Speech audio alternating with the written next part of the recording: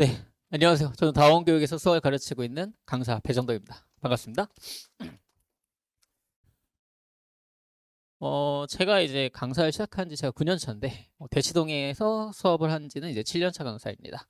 그래서 제가 처음에 왔을 때보다 지금 이제 뭐 전체적인 수능이라던가, 그리고 또 대치동의 분위기, 전체 학생들의 이제 공부 전체적인 커리큘럼 자체가 굉장히 많이 바뀌었어요. 많이 바뀌었는데, 제가 그동안 강사를 해오면서 가장 중요했다라고 생각하는 거, 그리고 수능에서, 고3 학생들이 수능에서 좋은 결과를 받기 위해서 가장 중요한 시기가 언제냐라고 하는 것 자체는 절대로 바뀌지 않았어요. 바로 고2 이제 고3 올라가는 겨울방학까지.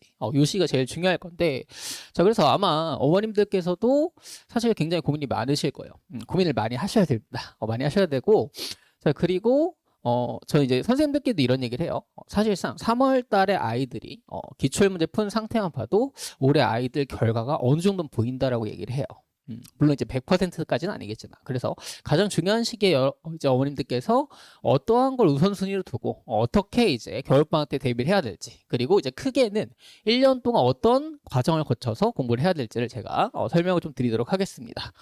자, 우선 이제 올해 수능에 대해서 얘기는 이제 많이 들으셨을 거니까 제가 간단하게만 요약을 좀 해드릴게요.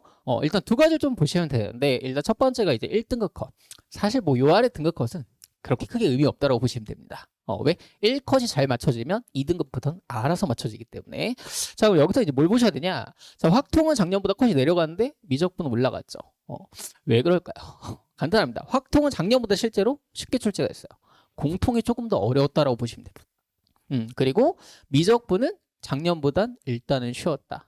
근데 사실 이게 난이도가 올라가고 내려가는 결이 예전과는 좀 다릅니다. 그래서 거기에 좀 수점을 맞춰보시면 되는데, 자, 일단, 이게 올해 정답률이에요. 그래서 작년 수능 같은 경우 보시면, 자, 22번 문항이 가장 어려웠던 문항이었죠. 그때 킬러 문항이 출제됐었고, 이게 미적분 학생들 기준입니다.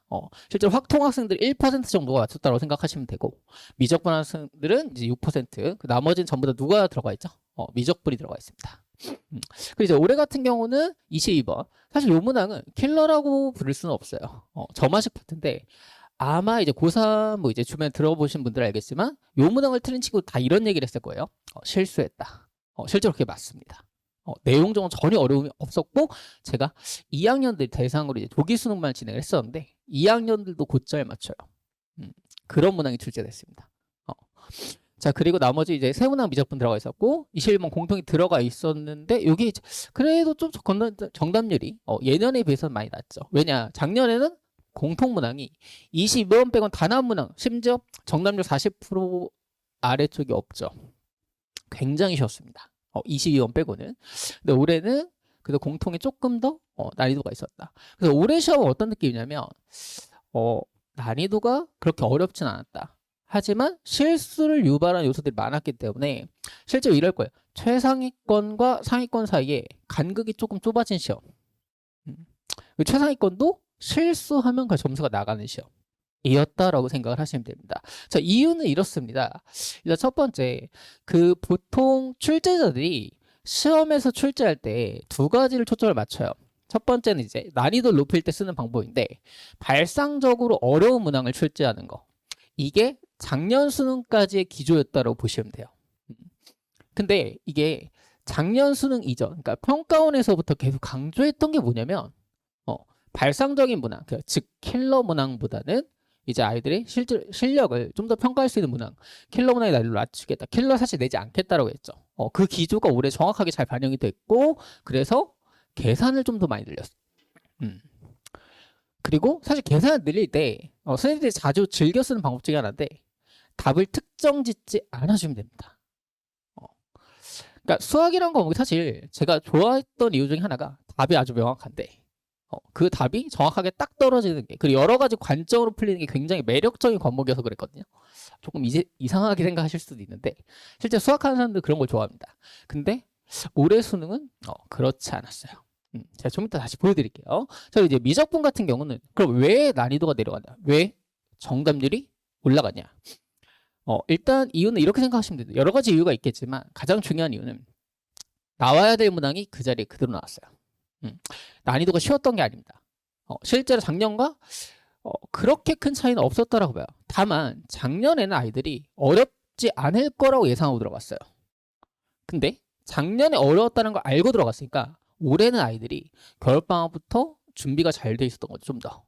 그래서 반복되는 출제만으로는 사실 아이들이 정답률이 낮아지지가 않았다는 거예요. 다만 계산적 요소가 많이 들어갔기 때문에 정답률과 상관없이 상위권인데도 실수해서 틀릴 수 있었다.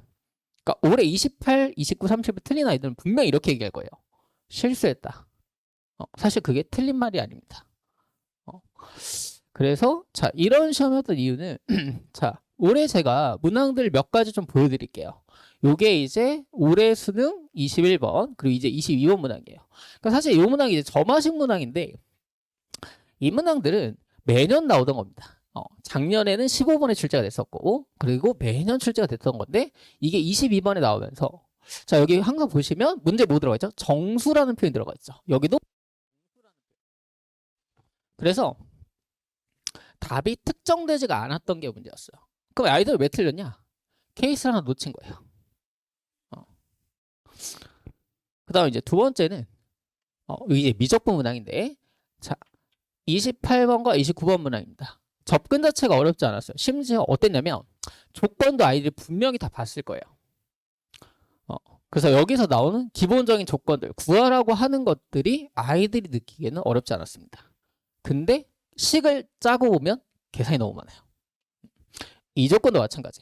이 조건과 이 조건은 이미 수능에 여러 번 출제가 됐었던 조건이기 때문에 아이들이 보자마자 해야 될 것들이 정해져 있었어요. 다만 여기서 문제가 됐던 거죠. 그러니까 아이들이 등식보다 부등식을 굉장히 싫어합니다. 체감 난이도 올라가거든요. 근데 여기서 중요한 거는 이 조건인데 사실 마이너스 1의 거듭 제곱은 제가 항상 강조하던 조건이었어요. 저거 이제 부호에 대한 판단을 하는 건데 그 조건으로 아이들이 이제 구하기 좀 어렵게 그리고 여기서 보시면 값의 합을 구하라고 했죠. 또 답을 특정해주지 않았던 겁니다. 자 그리고 이제 이게 미적분 27번과 30번 문항인데 두 문항은 사실 굉장히 유명한 주제예요. 합성함수의 해석인데 자, 요 주제는 이미 수능에 5번째 나오고 있습니다. 그냥 나왔던 게 또 나왔던 거죠. 다만 이 조건 자체가 아이들이 계산력을 굉장히 많이 요구하는 조건이었기 때문에 거기서 미스가 날 수 있었어요. 그 실제로 삼각함수가 들어가면 아이들한테 정답을 특정해주지 않겠다라는 겁니다. 간단해요. 그래서 지금 미적분이 어떤 느낌이었냐? 28, 29, 30 전부 다 계산 아니면 정답이 특정되지 않는 문항 이런 문항들로 난이도를 높였다라고 생각하시면 됩니다. 그래서 아마 미적분에서 좀 틀렸던 아이들은 다 똑같이 얘기할 거예요. 풀 수 있었는데 못 풀었다? 계산을 틀렸다.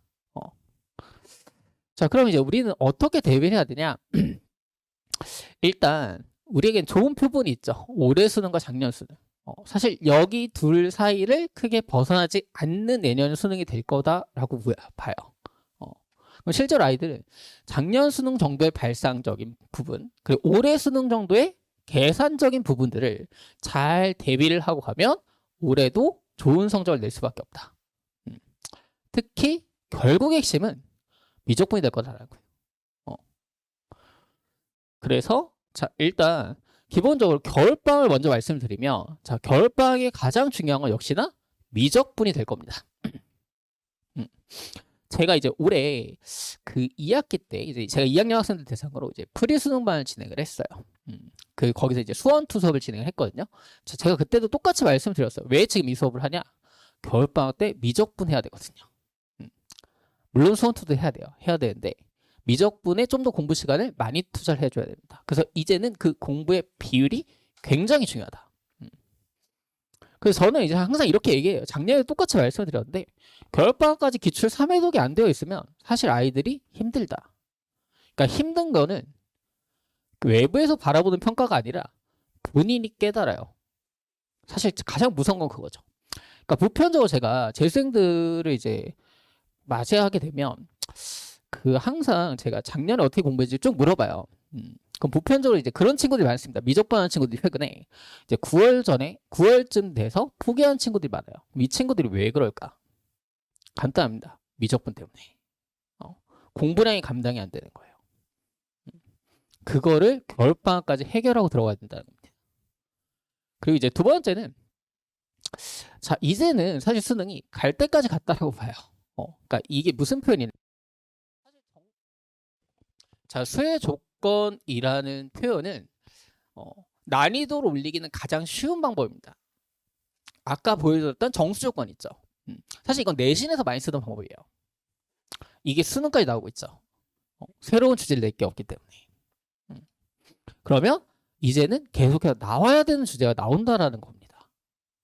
자, 아까 보여드렸던 수투에 그 21번을 잠깐만 다시 보시면 사실 이거 제가 항상 수투 첫 시간에 매번 하던 주제였거든요. 유리식의 극한 주제. 그럼 저는 이제 이게 나오면 아이들한테 얘기를 해요. 아, 자, 이게 나오면 무조건 분모가 0일 때, 분자가 0일 때 이 순서로 체크해라. 이 문제에서 가장 먼저 취했어야 될 행동입니다. 자, 이게 안 되면 여기서부터 시간이 늘어나고 시험이 꼬이게 되는 거예요. 그래서 당연한 자리에 나오는 당연한 주제에 대해서 본인이 기본적으로 접근법들을 다 가지고 있어야 되고 여기까지 1단계까지가 바로 진행이 돼야 그래야 여유 있게 문제를 맞출 수 있다는 거예요. 그래서 자 필연적으로 이제 반복되는 주제들이 있어요. 수능에 나오는 자 그 주제들에 대해서 자신만의 접근법을 다 정리를 해놓고 상황별로 해야 될 기본적인 것들을 다 자동적으로 할 수 있게 체화를 다 시켜야 된다는 거예요. 그래서 1년 동안의 전체적인 공부의 틀은 이렇게 보시면 됩니다. 첫 번째는 일단 사실 지금 수능이 가장 포인트일 것 같아요. 공부량이에요. 사실 이게 어떻게 보면 무책임한 말로 들리실 수 있겠지만 공부량입니다. 그러니까 예전에 이제 기준으로 생각을 해볼게요.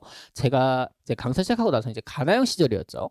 그 시절에 사실 공부량으로 수학을 커버할 순 없었어요. 반대로 얘기하면.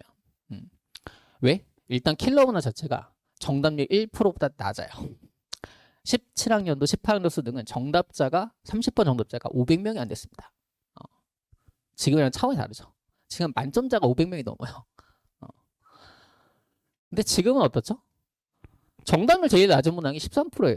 심지어 저마식입니다. 이건 2학년도 맞춰요. 자, 공부량만 커버하면 만점까지 맞을 수 있어요. 반대로 생각하셔야 됩니다. 그래서 공부량이 반대로 되게 중요해졌다. 포기할 이유가 없다라는 거예요. 그렇죠? 저는 이걸 재수생이 늘어난 이유 중에 하나라고도 봐요. 왜? 재수에서 많이 하면 수학이 잘 나오기 때문에 이제는.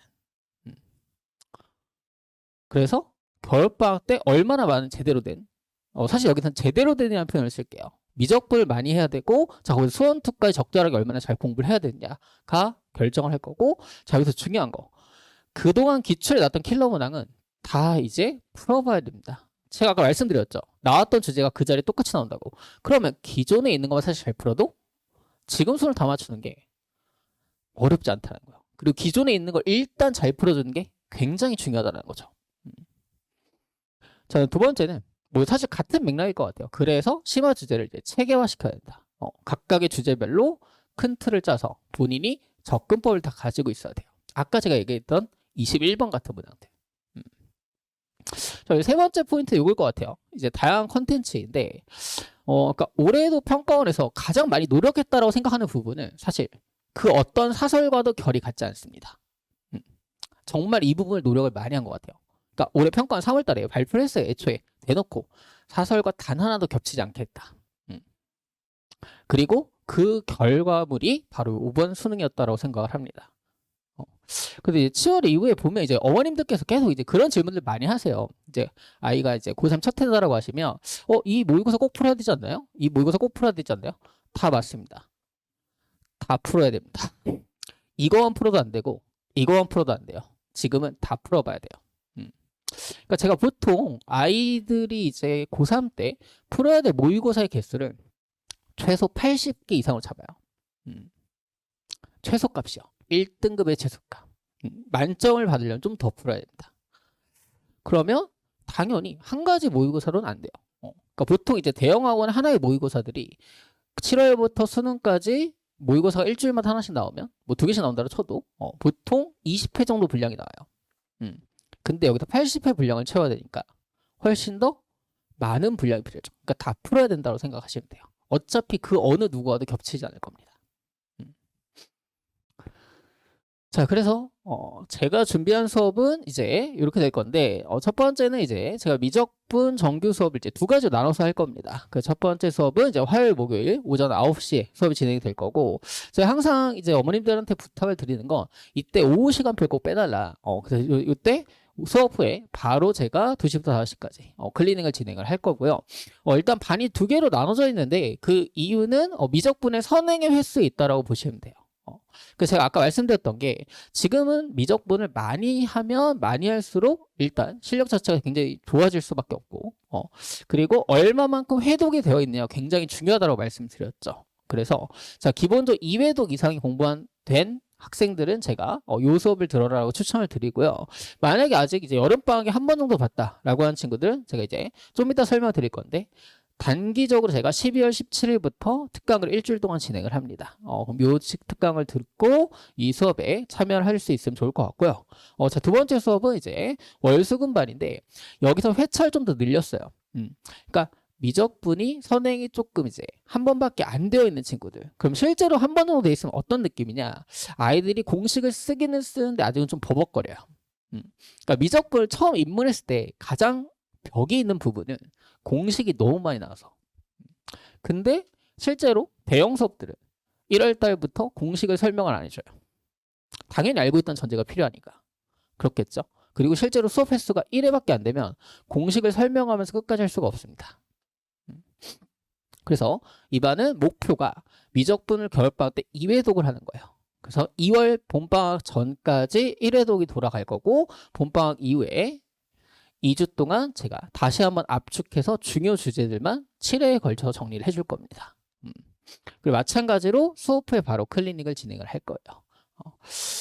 그리고 이제 이건 단기 특강인데 이게 처음 나갔던 시간표가 13일부터였는데 제가 날짜를 살짝 바꿨어요. 17일부터 시작한다라고 보시면 되고 이제 24일 크리스마스 이브에 끝날 거고 자 25일 날 크리스마스 날은 제가 또 이제 따로 불러서 클리닉을 한번 진행을 해줄 겁니다. 그래서 이때는 아직 미적분이 한 번 정도 그 정도 아니면 한두 번 했는데 아직 너무 기본적인 것만 한다라고 하는 친구들 잘 기억이 안 나는 친구들은 이때 와서 저랑 같이 한번 정리를 하면 좋을 것 같아요. 그러니까 사실 이때는 뭐 다른 것보다 아이들이 그 수업 시간에서 스스로 생각하고 그리고 오답까지 다 정리하면서 따로 정리를 할 필요가 없게끔. 그러니까 사실 기말고사 끝나고 아이들이 한 2주에서 3주 정도 시간이 비어요. 거의 대부분 뭐 대형 강의도 마찬가지인데 12월 말에 이제 개강을 하니까 그 이때 뭘 해야 될까요, 사실? 저는 아이들한테 꼭 두 가지를 하라고 그러거든요. 미적분이 첫 번째, 두 번째가 과탐한거. 이게 제일 중요한데. 그러면 미적분을 스스로 하기 어려운 친구들은 제가 그냥 요 수업을 들어라 라고 얘기를 해요. 요때 제가 실제 6시부터 10시까지 서 있지만 6시부터 9시까지 수업을 하고 9시부터 11시까지 제가 클리닉을 바로 진행을 할 겁니다. 그래서 그 안에서 스스로 이제 복습까지 다 마무리할 수 있게끔 수업이 콤팩트하게 진행이 될 거다라고 생각을 하시면 될 것 같고 자 그다음에 이제 수원2반입니다. 제가 이제 계속 미적분을 엄청 강조해서 수원2가 중요하지 않냐라고 생각하실 수도 있는데 자 반대로 생각하셔야 돼요. 어차피 공통도 이제 난이도가 계속 올라갈 겁니다. 그러면 아이들이 공부의 비중을 어떻게 가느냐가 항상 고민이 많아요. 그럼 실제 제가 이렇게 얘기하거든요. 방학 때는 수학을 하루에 5시간을 기본값으로 가져가라.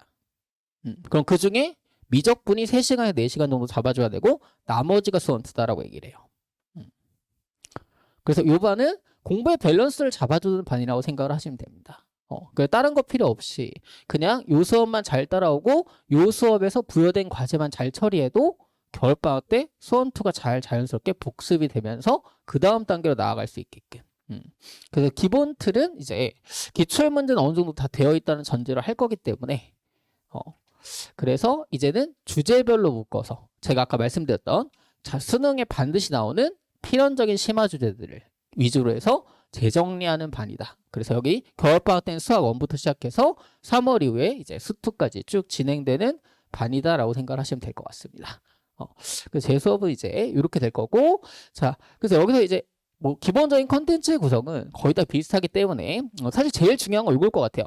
제가 이제 항상 저희 반은 제가 매달마다 모의고사 전후 그리고 이제 중간고사 전후 기말고사 전후마다 다 학습 컨설팅을 다 해줘요. 뭐 간단하게 멘토리라고 써놨는데 그 수학의 전체적인 공부의 분량의 메인을 제가 다 잡아줍니다. 그러니까 저희 수업에도 제 수업도 듣고 뭐 대형도 하나 같이 듣고 이런 친구들 굉장히 많아요. 많은데 기본적으로 공부의 틀은 제가 잡아줍니다. 그 저희 반 학생들은 수능 전날까지 풀어야 될 것들 제가 다 정해줬어요. 그냥 고민이 없어요. 제가 풀라는 거 풀고 그대로 들어가면 됩니다. 그래서 항상 제가 9월 넘어가면 아이들이 다 똑같은 질문이에요. 지금 뭐 해야 되냐? 뭐 7월부터도 마찬가지인데 지금 뭐 해야 되냐? 뭐 해야 되냐? 이게 생각보다 최상위권부터 하위권까지 다 똑같아요. 그러니까 아이들 스스로 판단하기가 어려운 거죠.